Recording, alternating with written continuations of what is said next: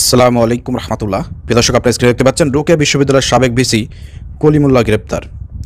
তো আওয়ামী লীগের বড় বড় পান্ডারা গ্রেপ্তার হয়েছে, কলিমুল্লাহ স্যার এতদিন কেন গ্রেপ্তার হয় নাই, কেন 1 বছর পরে এসে তাকে গ্রেপ্তার করতে হলো, আমরা একটু বিস্তারিত পরে আপনাদেরকে শোনাবো। যারা ভিডিওটি ওপেন করেছেন শেষ পর্যন্ত দেখলে পারে সব কিছু বুঝতে পারবেন, ক্লিয়ার হবে। বেগম রোকেয়া বিশ্ববিদ্যালয়ের সাবেক ভিসি ডক্টর নাজমুল হাসান কলিমুল্লাহকে গ্রেপ্তার করা হয়েছে দুদকের মামলায়। রাজধানীর মোহাম্মদপুর থেকে তাকে গ্রেপ্তার করে ঢাকা মহানগর গোয়েন্দা ডিবি পুলিশ। বৃহস্পতিবার 7 আগস্ট ঢাকা মেট্রোপলিটন পুলিশের ডিএমপি গণমাধ্যম ও জনসংযোগ বিভাগের উপকমিশনার মোহাম্মদ তালেবুর রহমান এই তথ্য নিশ্চিত করেছেন। তিনি বলেন, দুর্নীতির অভিযোগে দুদক কর্তৃক তদন্তাধীন একটি মামলায় দুদকের রিকুজেশন ছিল, সেটির ভিত্তিতে গোয়েন্দা কার্যক্রম পরিচালনার মাধ্যমে মোহাম্মদপুরে নিজ বাসা থেকে বেগম রোকেয়া বিশ্ববিদ্যালয়ের সাবেক ভিসি নাজমুল হাসান কলিমুল্লাহকে গ্রেপ্তার করা হয়েছে। রোকেয়া বিশ্ববিদ্যালয় বিশেষ উন্নয়ন প্রকল্পে অনিয়মের অভিযোগে গত 18 জুন 5 জনের বিরুদ্ধে এই মামলা করে দুদক। আসামিদের মধ্যে রয়েছেন বিশ্ববিদ্যালয়ের সাবেক উপাচার্য, বিশেষ উন্নয়ন প্রকল্পের তৎকালীন প্রকল্প পরিচালক একেএম নূর উন নবী এবং তার পরিবর্তে উপাচার্য অধ্যাপক নাজমুল হাসান কলিমুল্লাহ। এছাড়া আসামি করা হয়েছে প্রতিষ্ঠানের সাবেক নির্বাহী প্রকৌশলী ও দরপত্র মূল্যায়ন কমিটির সদস্য সচিব মোহাম্মদ জাহাঙ্গীর আলম এবং 2 ঠিকাদার মোহাম্মদ আব্দুল সালাম বাচ্চু এম হাবিবুর রহমানকে।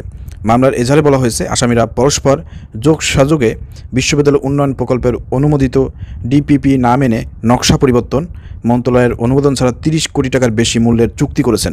পাশাপাশি ঠিকাদারের রানিং বিল থেকে কেটে রাখা নিরাপত্তা জামানতকে এফডিআর হিসেবে ব্যাংকে জমা এবং এফডিআর লিয়েনে রেখে ঠিকাদারকে লোন দেওয়ার জন্য নো অবজেকশন সার্টিফিকেট অনুমোদন দিয়ে সরকারের 4 কোটি টাকা আত্মসাৎ করেন তারা। অধ্যাপক নাজমুল আহসান কলিমুল্লাহ 2017 থেকে 2021 সাল পর্যন্ত বেগম রোকেয়া বিশ্ববিদ্যালয়ের উপাচার্যের দায়িত্ব পালন করেন। এর আগে 2013 সালে 2017 সাল পর্যন্ত এই পদে দায়িত্ব পালন করেন অধ্যাপক একেএম নূর নবী। দর্শক, আপনারা জানেন যে ডক্টর কলিমুল্লাহ স্যার তিনি আওয়ামী লীগের সময় আমরা দেখেছি তাকে বিভিন্ন টক শোতে, ফেস দ্য পিপুল থেকে শুরু করে বিভিন্ন টক শোতে তিনি আওয়ামী লীগের পক্ষে বয়ান ক্রিয়েট করেছেন।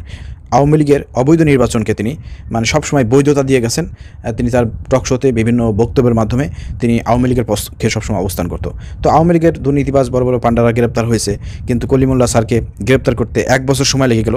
এটা সরকারের একটা ব্যর্থতা, ঠিক আছে। কলিমুল্লাহ স্যার কিন্তু ওই রকমের আওয়ামী লীগের মতন কিন্তু অ্যাগ্রেসিভ কোনো ব্যক্তি ছিলেন না। টক শোতে হোক, যেখানে হোক, তিনি শান্তশিষ্টভাবেই কথা বলতেন এবং গত 1 বছর ধরে আমরা দেখেছি 5 আগস্টের পরে তিনি মিডিয়া থেকে শুরু করে সব জায়গায়, আগে যে প্ল্যাটফর্মগুলোতে কথা বলতেন টক শোতে, সেখানে তিনি এখনও রীতিমতো বক্তব্য দিয়ে যাচ্ছেন। শুধুমাত্র জাস্ট তিনি শান্তশিষ্টভাবে বক্তব্য দেওয়ার কারণে 5 আগস্টের পর তার বিরুদ্ধে কেউ দাঁড়ায় নাই, তাকে নিয়ে কেউ কিছু বলে নাই। কিন্তু তিনি যেহেতু একটি প্রতিষ্ঠানের দায়িত্বে ছিলেন, তো দায়িত্বে থাকা অবস্থায় ওই সময় অনেক দুর্নীতি হয়েছে। তো সেই দুর্নীতির অভিযোগে রিসেন্টলি দুদক তাকে গ্রেপ্তার করেছে।